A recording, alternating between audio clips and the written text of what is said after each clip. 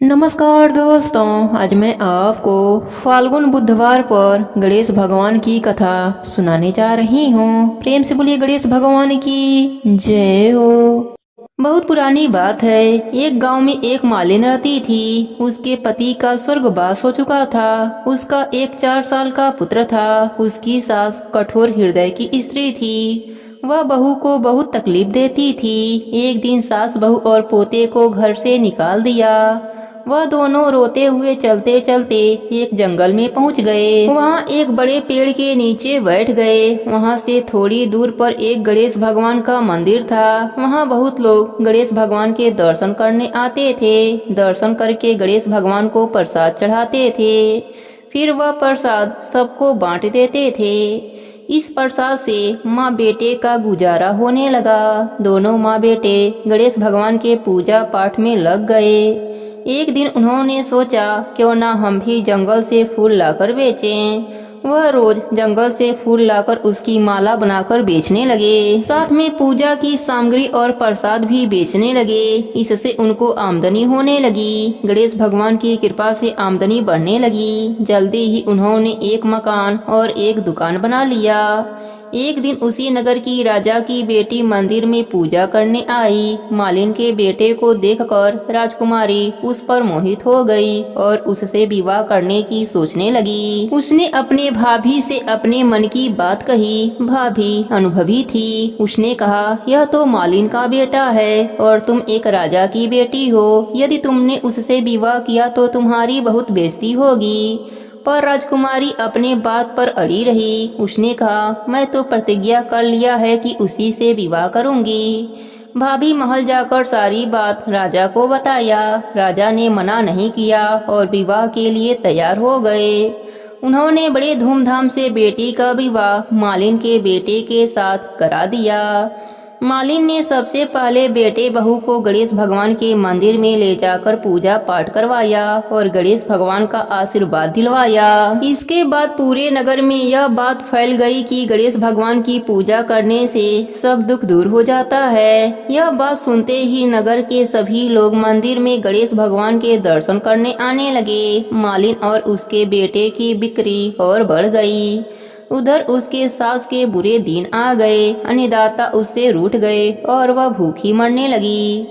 एक दिन वह रोती हुई उसी गणेश भगवान के मंदिर में आ पहुंची। वहां वह मालिन के बेटे से बोली, मैं भूखी हूँ, मुझे रोटी कपड़ा दे देना, इसके बदले मैं तुम्हारा सारा काम कर दूंगी।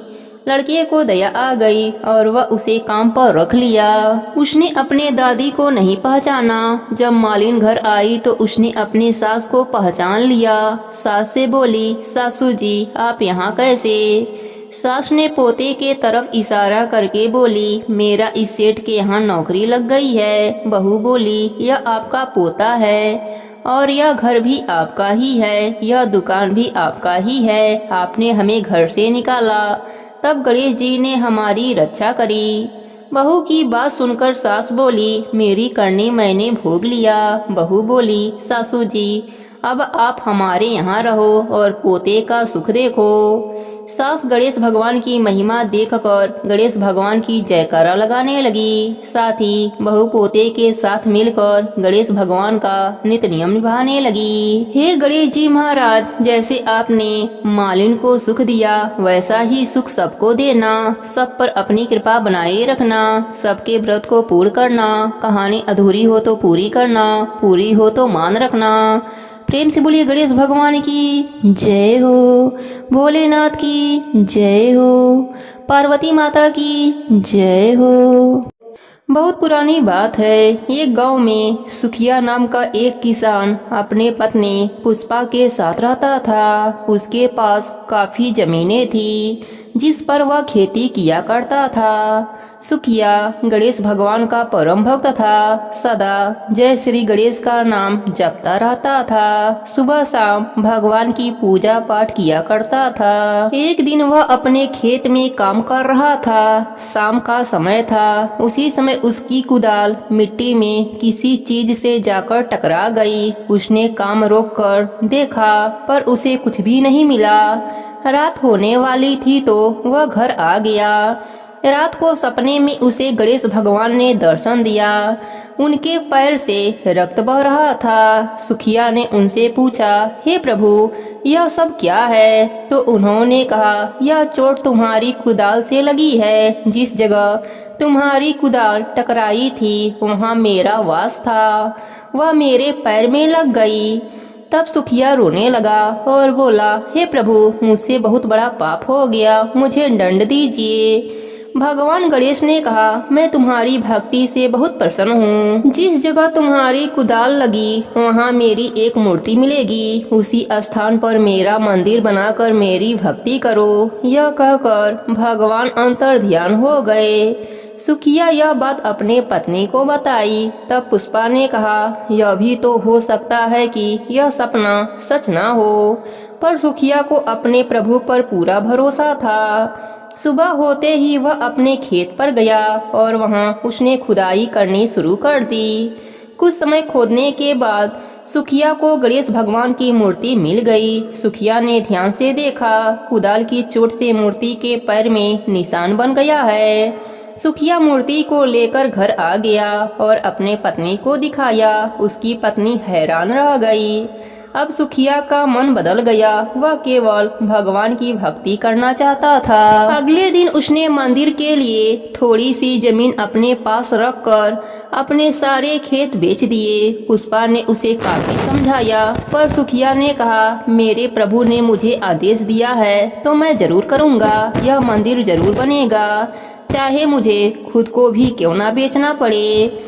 खेतों को बेचने से उसके पास काफी धन आ गया। उसने मंदिर का निर्माण शुरू करवा दिया। इसी बीच यह बात सारे गांव वालों को पता लग गई। जब पूरा मंदिर बन गया और मूर्ति की स्थापना का समय आया तो गांव के लोग इकट्ठा हो गए और सुखिया से बोले, यह मूर्ति खंडित है, इसके पैर में कुदाल से निशान बन गया है, इसे हम मंदिर में स्थापित नहीं होने देंगे। मंदिर के लिए दूसरी मूर्ति लाओ और इसका विसर्जन कर दो। सुखिया ने कहा, यह मंदिर इसी मूर्ति के लिए बना है, मेरे भगवान यही रहेंगे, यह भगवान का आदेश है। लेकिन गांव वाले नहीं माने और उसे एक दिन का समय देकर चले गए। सुखिया रोते रोते गणेश भगवान की मूर्ति के चरणों में ही सो गया। रात को उसने सपना देखा, गणेश भगवान मुस्कुरा रहे हैं और उनके पाँव का घाव भी ठीक हो गया है।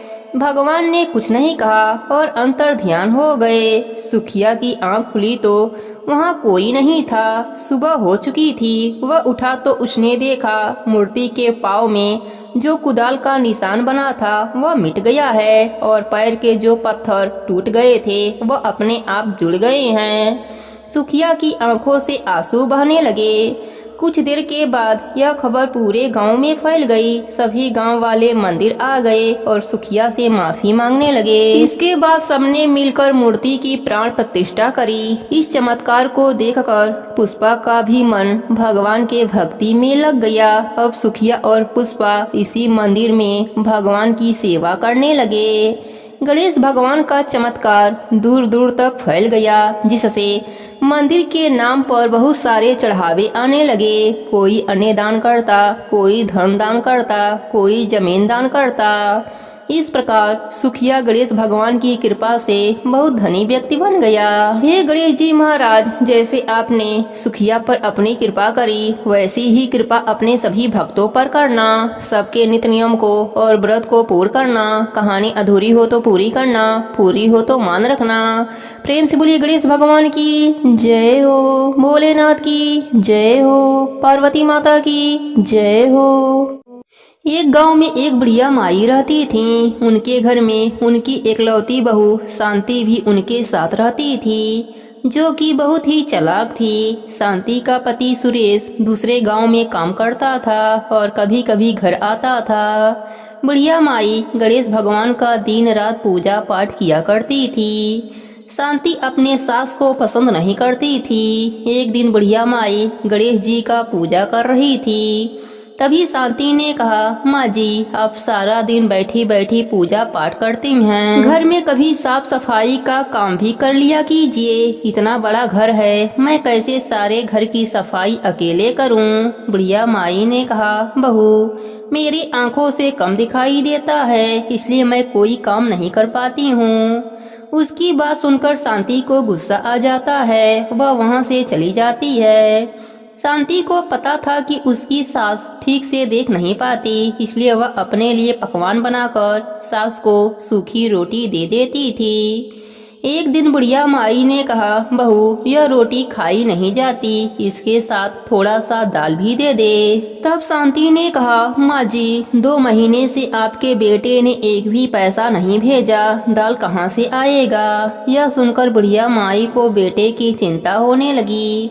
उसने कहा, तुमने पहले क्यों नहीं बताया, पता नहीं मेरा बेटा किस हाल में होगा, कहीं किसी परेशानी में ना हो। मैं तो कम देख पाती हूँ, तू दूसरे गांव जाकर देख। तब शांति ने बहाना बनाते हुए कहा, मैं आपको और घर को अकेला छोड़कर कैसे जा सकती हूँ, उन्हें पता लगा तो मुझे बुरा भला सुना देंगे।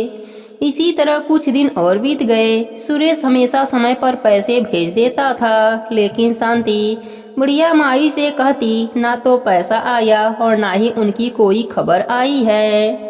बुढ़िया माई एक दिन उदास होकर बैठी थी। शांति घर पर नहीं थी। तभी उनकी पड़ोसन आई। उसने कहा, माँ जी आप कुछ परेशान दिख रही हैं। बुढ़िया माई ने उसे सारी बात बताई। तब पड़ोसन ने कहा, माँ जी आप रोज गणेश भगवान के नाम का मंत्र 108 बार जप किया करो और गुड़ का भोग गणेश भगवान को लगाया करो। अगर बिना नियम टूटे आपने यह कार्य 40 दिनों तक कर लिया तो आपका बेटा घर आ जाएगा।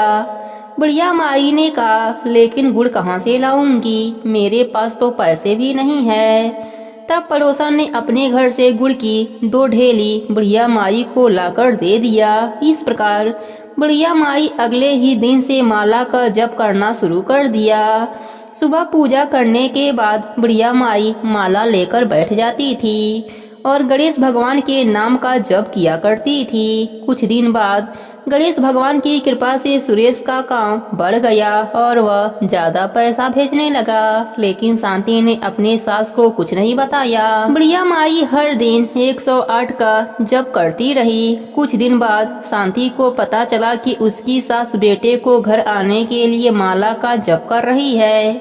अब उसे डर सताने लगा। शांति ने सोचा, यदि मेरी सास के जप पूरे हो गए और मेरा पति वापस आ गया तो मेरी सास उसे सारी बात बता देगी, और यदि मेरे पति को सब पता लग गया तो वह मुझे घर से निकाल देगा। इसी सब से बचने के लिए उसे एक उपाय सूझी। जब बुढ़िया माई सो रही थी तो उनकी माला में से एक दाना निकाल दिया। अब माला में 107 मोती रह गए। अगले दिन बुढ़िया माई रोज की तरह जप किया, लेकिन उसे पता नहीं चला। इसी तरह बुढ़िया माई के 40 दिन पूरे हो गए, लेकिन उसका बेटा घर नहीं आया। अगले दिन उसने गणेश भगवान की पूजा करी और उनसे कहा, हे भगवान, मुझसे क्या भूल हो गई है जो आप प्रसन्न नहीं हो रहे हैं। मेरे बेटे को घर भेज दीजिए, कुछ नहीं चाहिए मुझे। रात को जब बुढ़िया माई सोई तब सपने में उन्हें गणेश भगवान के दर्शन हुए। गणेश भगवान ने कहा, बुढ़िया माई, तेरी बहू ने एक मोती कम कर दिया था, इसलिए जिस माला से तुम जप करती थी वह अधूरी थी, लेकिन तुम्हारी भक्ति और सच्चे प्रेम से मैं प्रसन्न हूँ। अगली पूर्णिमा के दिन तुम्हारा बेटा घर आ जाएगा, किंतु तुम्हारी बहू ने मेरी पूजा में विघ्न डाला है, इस कारण वह अपने पति को नहीं देख पाएगी। यह कहकर गणेश भगवान अंतर ध्यान हो गए। बुढ़िया माई ने अगले दिन शांति को सपने की बात बताई। अब वह रोने लगी। उसने बुढ़िया माई से माफी मांगी। जैसे जैसे पूर्णिमा का दिन पास आ रहा था, शांति की आंखों की रोशनी कम होती जा रही थी। पूर्णिमा से एक दिन पहले रात में वह बिल्कुल अंधी हो गई। अगले दिन जैसे ही सुबह हुई, सुरेश घर पर आ गया। बुढ़िया माई उसे देखकर रोने लगी। रमेश ने जब अंधी शांति को देखा तब उसने शांति से पूछा। शांति ने कहा, यह मेरे कर्मों का फल है, गणेश जी मुझसे रुष्ट हो गए हैं। यह कहकर उसने सारी बात सुरेश को बता दी। सुरेश को बहुत गुस्सा आया। उसने कहा, तेरे साथ ठीक ही हुआ है, मेरे माँ को कम दिखाई देता था, इसलिए तुमने इनके साथ धोखा किया। अब तुम इस घर से निकल जाओ। तब बुढ़िया माई ने कहा, बेटा इसे तो गणेश भगवान ने दंड दे दिया है। मैं जानती हूँ यदि आंखों से दिखाई ना दे तो इंसान कितना लाचार हो जाता है। तुम इसे यहीं रहने दो। शांति ने रोते हुए दोनों से माफी मांगी। तब बुढ़िया माई ने कहा, अब तुम गणेश भगवान के मंत्र का 40 दिनों तक पाठ करो। यदि भगवान प्रसन्न हो गए तो तुम्हें ठीक कर देंगे। शांति रोज पूजा करके 108 मंत्रों का जप करती रही। 40 दिन बाद उसकी आंखों की रोशनी वापस आ गई। इस प्रकार गणेश भगवान 40 दिनों के पूजा से प्रसन्न होकर मन इच्छित फल देते हैं। हे गणेश जी महाराज, जैसे आपने सास बहू पर अपनी कृपा करी वैसे ही अपने सभी भक्तों पर अपनी कृपा बनाए रखना। कहानी अधूरी हो तो पूरी करना, पूरी हो तो मान रखना। प्रेम से बोलिए गणेश भगवान की जय हो, भोलेनाथ की जय हो, पार्वती माता की जय हो।